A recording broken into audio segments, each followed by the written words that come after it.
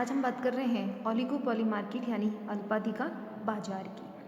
देखिए, अगर हम इसका ओवरऑल मीनिंग देखें कि अल्पाधिकार बाजार क्या होता है, तो इसमें भी कुछ फीचर्स आपको परफेक्ट कंपटीशन यानी पूर्ण प्रतियोगिता बाजार के, और साथ ही साथ कुछ फीचर्स आपको कह सकते हैं मोनोपोली के यानी एकाधिकार बाजार के मिलेंगे। तो यानी कि हम कह सकते हैं कि या तो इसमें परफेक्ट कंपटीशन के कुछ फीचर्स होते हैं, साथ ही साथ कुछ फीचर्स इसमें किसके होंगे, मोनोपोली कंपटीशन के, राइट। पूर्ण प्रतियोगिता की कुछ विशेषताएं, साथ ही एकाधिकार जो बाजार है उसकी विशेषताएं ओलिगोपोली मार्केट में मिलती हैं। सबसे मेन जो इसका कह सकते हैं कि ओलिगोपोली का मेन पॉइंट क्या होता है, उसके बारे में बात करते हैं कि ओलिगोपोली इस कह सकते हैं जो वर्ड है वो एक दो वर्ड से बना है। ओलिगो मीन्स होता है फ्यू एंड पॉलियन का मतलब क्या होता है, सेल। यानी कि हम कह सकते हैं कि थोड़े से विक्रेता जिस उत्पादन को सेल करते हैं वो ओलिगोपोली बाजार होता है। तो oligopoly is combination of two words, oligo and poly, and oligo means few and पॉलियन का मतलब क्या हो गया, सेल, राइट।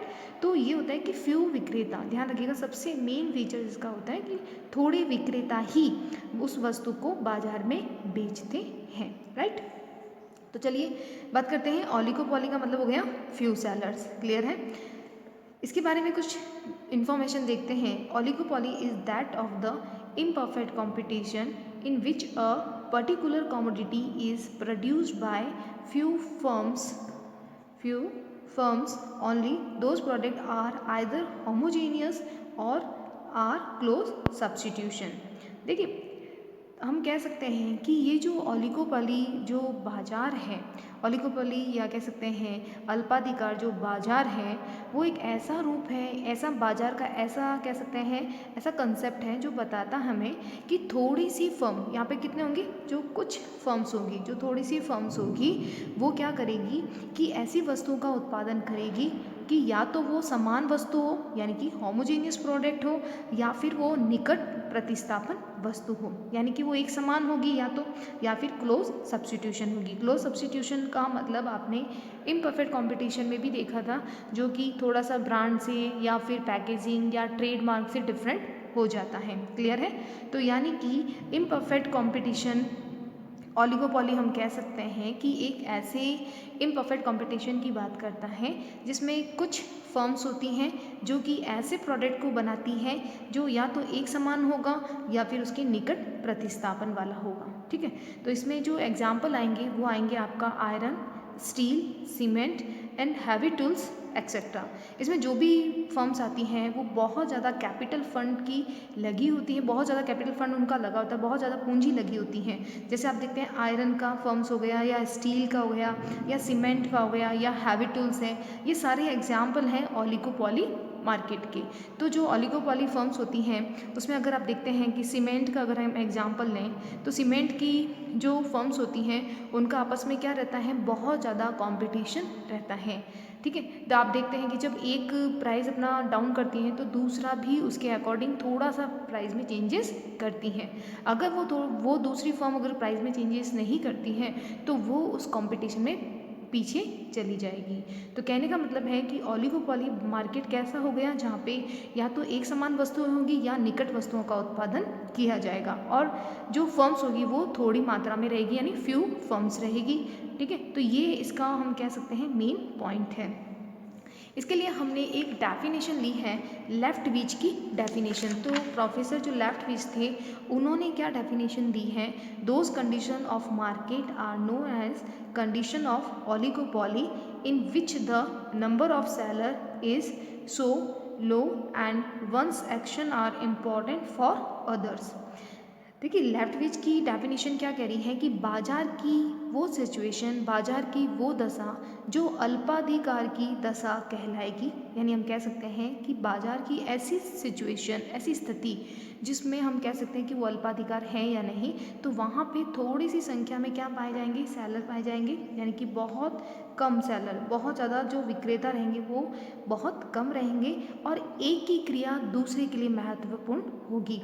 यानी अगर एक प्राइस में अगर कुछ चेंजेस करता है तो उसका जो इफ़ेक्ट है है वो दूसरी फर्म्स पे आएगा। तो मेन लेफ्टविच की डेफिनेशन क्या कह रही है कि ओलिगोपोली जो मार्केट होगा वहाँ पे कुछ ही विक्रेता होंगे, बहुत ज़्यादा, ठीक है, बहुत ही कम जो विक्रेता होंगे नंबर्स में, और वहाँ पे जो फर्म जो भी एक्टिविटीज़ करेगी, जो भी क्रिया करेगी, चाहे प्राइस से रिलेटेड, ठीक है, प्राइस से रिलेटेड अगर एक्टिविटीज़ कर रही है या कोई एडवर्टाइजमेंट नया लेके आ रही है, तो दूसरी फर्म भी क्या करेगी, उस प्राइस में वो चेंजेस भी करेगी उसके अकॉर्डिंग, और साथ ही अपना एक नया एडवर्टाइजमेंट कह सकते हैं, सेल्स प्रमोशन की एक्टिविटीज़ हैं तो वो लेके आएगी, क्योंकि एक फर्म ने ऐसा किया है। तो एक का एक्शन जो होगा वो दूसरे पे इफेक्ट डालेगा।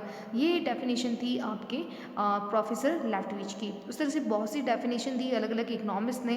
उन्होंने कहा कि ये जो थोड़े से जो सेलर होते हैं, ये जो थोड़े से विक्रेता होते हैं, इनमें आपस में बहुत ज़्यादा हाई लेवल का कंपटीशन होता है। तो इनके बीच में जो कंपटीशन होता है वो बहुत ज़्यादा रहता है। साथ ही इसमें कह सकते हैं बहुत ज़्यादा जो होते हैं वो इंटरडिपेंडेंस होते हैं, जो फर्म्स होती हैं। जब देखिए अभी हमने बात की कि एक का एक्शन जो है वो दूसरे पे इफेक्ट लेके आएगा, तो इसमें जो इंटर डिपेंड्स वाली जो विशेषता है वो भी इसमें आती हैं कि एक अगर कुछ चेंजेस करता है तो दूसरा भी चेंजेस करेगा।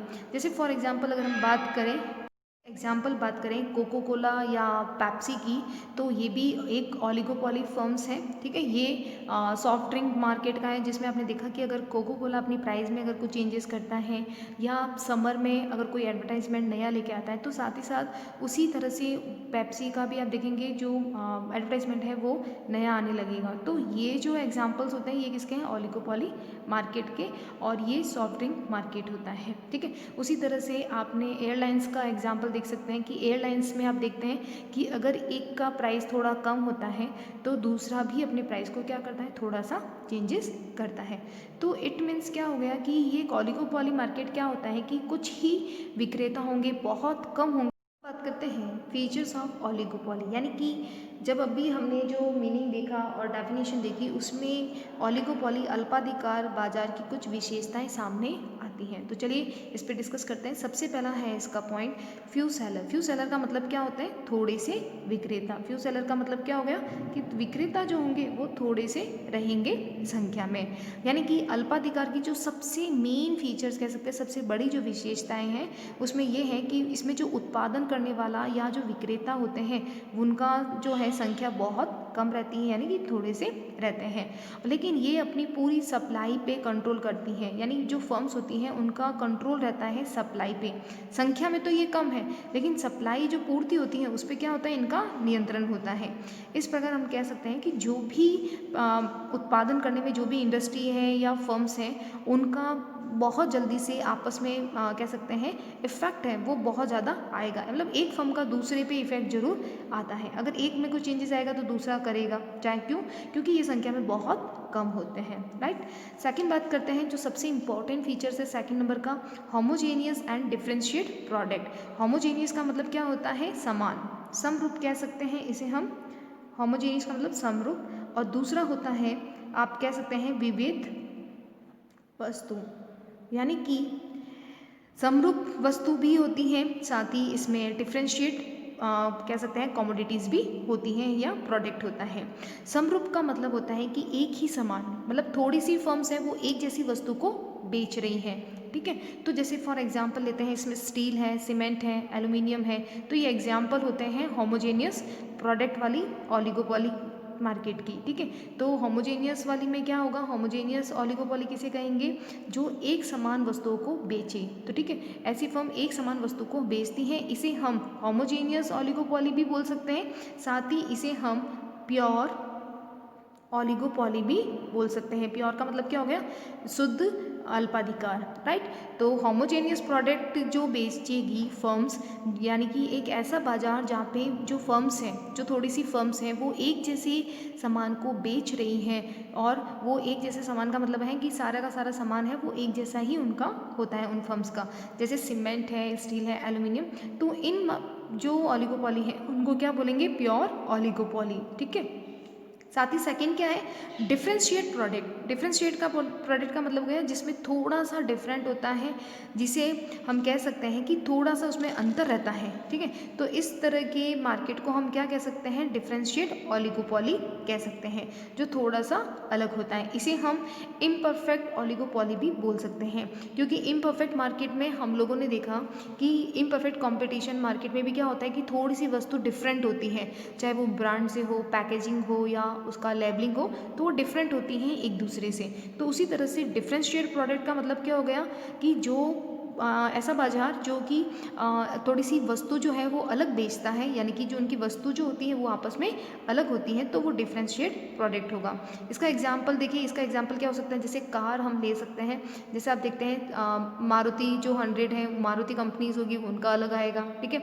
उसी तरह से जो होंडा कंपनी है उनका अलग आएगा। तो ये जो कम देती तो एक जैसी फैसिलिटी है कि सारे ट्रांसपोर्ट के हैं, लेकिन सबके कार के क्या होते हैं, फीचर्स अलग अलग होते हैं, कि उसमें फीचर्स अलग होंगे, किसी में फीचर्स अलग होंगे, तो ये डिफरेंशिएट प्रोडक्ट होगी, ठीक है। तो ये इसका एग्जाम्पल हम बात कर सकते हैं, ठीक है। तो ये हो गया आपका कि ओलिगोपोली। अगर हम पूछे कि ओलिगोपोली जो है उसके टाइप्स कह सकते हैं, एक होता है प्योर ओलिगोपोली, जिसे हम होमोजेनियस ओलिगोपोली भी बोलते हैं, यानी समरूप अल्पाधिकार, जिसे शुद्ध अल्पाधिकार भी कहते हैं। और एक अल्पाधिकार कैसा हो गया, जो विविध अल्पाधिकार होता है, जिसे डिफरेंशिएट ओलिगोपोली कहते हैं।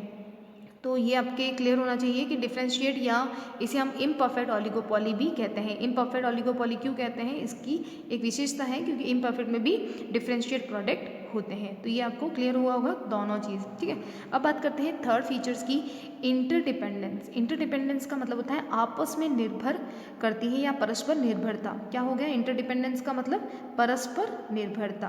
देखिए, परस्पर निर्भरता का मतलब क्लियर है नाम से ही, कि आपस में जो फर्म्स होती है वो एक दूसरे पर निर्भर करती हैं, एक दूसरे पे डिपेंड होती हैं। अगर कोई फर्म है वो अपनी सेल को बढ़ाने के उद्देश्य से अगर प्राइस में कमी करती है, प्राइस को कम कर देती है कोई फर्म है, तो दूसरी फर्म भी अपने प्राइस को क्या करेगी, कम कर देगी।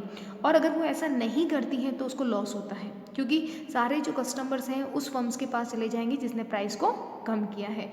तो ये इंटरडिपेंडेंस होते हैं, इनके जो डिसीजन होते हैं वो एक दूसरे से जुड़े होते हैं, यानी कि एक दूसरे पे निर्भर करते हैं। तो हम कह सकते हैं कि उद्योग में जो फर्म्स की संख्या कम होती है, और कम होने के मतलब कुछ फ्यू सैलरी होते हैं, इसीलिए वो आपस में क्या होते हैं, इंटरडिपेंडेंस होते हैं। एक फर्म का प्राइस हो, चाहे प्रोडक्शन हो, चाहे वो क्वालिटी में करेक्शन कर रहा है या एडवर्टाइजमेंट का सपोर्ट ले रहा है, तो उसका इफेक्ट क्या आ रहा है, दूसरी फर्म पर भी आएगा, ठीक है। तो इसमें आप एग्जाम्पल लिख सकते हैं कि अगर कोई एक फर्म प्राइस को कम करती है तो दूसरी फर्म भी क्या करेगी, उस प्राइस को कम करने का सहारा ले सकती हैं। क्लियर है, इसीलिए हम कह सकते हैं अल्पाधिकार में इंटरडिपेंडेंस होता है।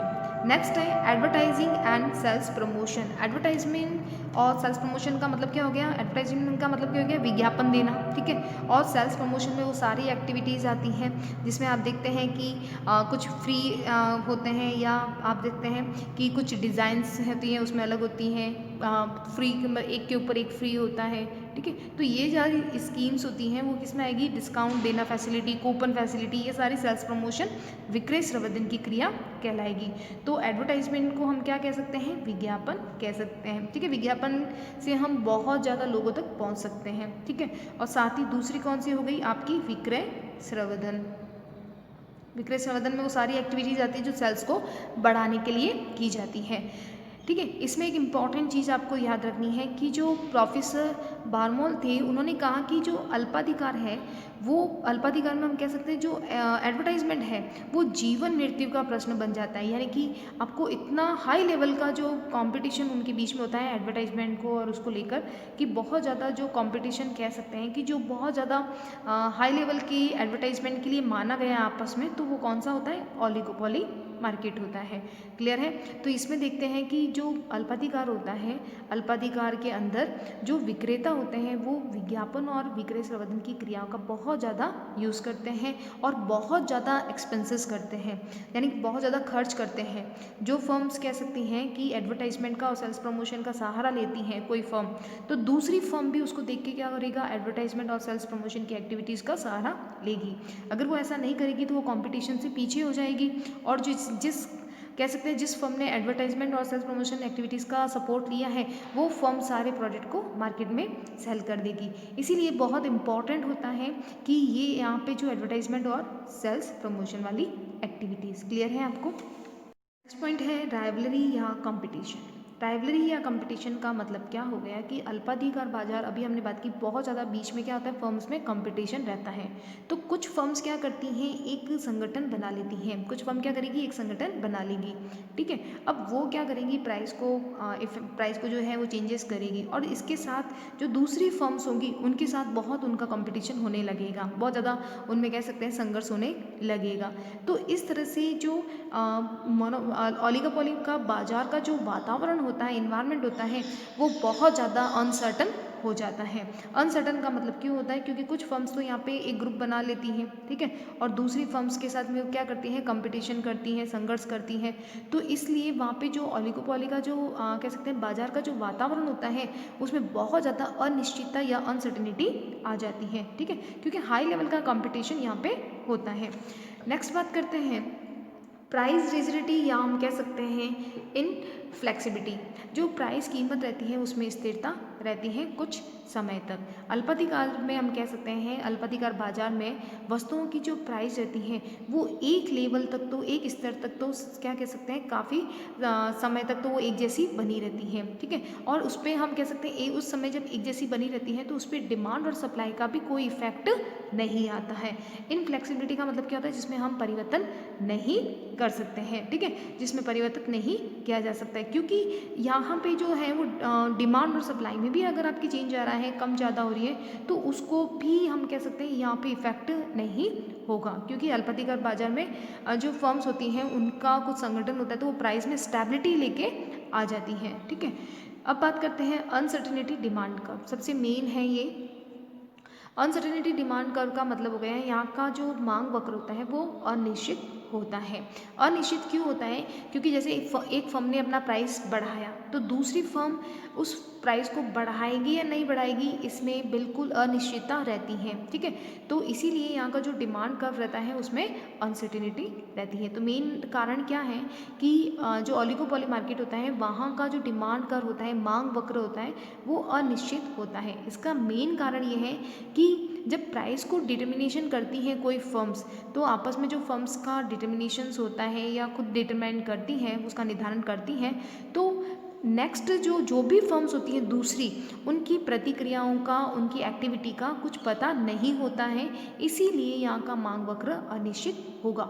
जरूरी नहीं है कि एक फर्म ने प्राइस बढ़ाए और दूसरे ने उसके प्राइस को नहीं बढ़ाया, तो हम कह सकते हैं इस एक्शन के अब हमें नॉलेज नहीं होने की वजह से यहाँ का डिमांड वक्र अनिश्चित होता है, इसीलिए it is known as a kinked demand curve. इसके हम क्या कह सकते हैं, इस जो मांग वक्र है, इसीलिए हम कह सकते हैं वहाँ पे विसंकुचित मांग वक्र होता है, ठीक है। तो ये हम आगे इसका क्वेश्चन भी आएगा, उसके बारे में हम देखेंगे कि कैसे डिमांड कर्व होता है। अब बात करते हैं सबसे लास्ट और सबसे important, difficulty in the entry and exit of the firm. यानी कि कोई भी फर्म आसानी से ना तो प्रवेश कर पाएगी और ना ही उसका कह सकते हैं बहिर्गमन हो पाएगा, राइट। तो देखिए कोई भी फर्म ना तो आसान से एंट्री कर पाएगी और ना ही उसको बाहर जा सकती है। देखिए ऐसा क्यों होता है, एंट्री क्यों नहीं कर पाती है, उसका मेन कारण होता है कि जो जितनी भी ओल्ड फर्म्स होती हैं, जो पुरानी फर्म्स होती हैं, उनका जो रॉ मटेरियल होता है, जो आप कह सकते हैं टेक्निक्स होती हैं, उस पर उनकी बहुत ज़्यादा ऑनरशिप होती है, ऑनरशिप होगी यानी स्वामित्व होगा, ठीक है। तो जो दूसरी फर्म्स होगी वो रॉ मटेरियल को लेने में, टेक्निक्स लेने में बहुत ज़्यादा उसको प्रॉब्लम आएगी, क्योंकि ऑनरशिप किसकी है, ओल्ड फर्म्स की। क्लियर है। अच्छा बाहर क्यों नहीं जा सकती, बाहर वो आराम से जा सकती, लेकिन बाहर जाने में दिक्कत क्या है कि बहुत ज़्यादा उनकी कैपिटल यहाँ पे इन्वेस्ट होती है, क्योंकि हमने अभी बात की थी स्टील, सीमेंट, एल्यूमिनियम, इतनी बड़ी जो कह सकते हैं जिसमें बहुत कैपिटल फंड लगा होता है।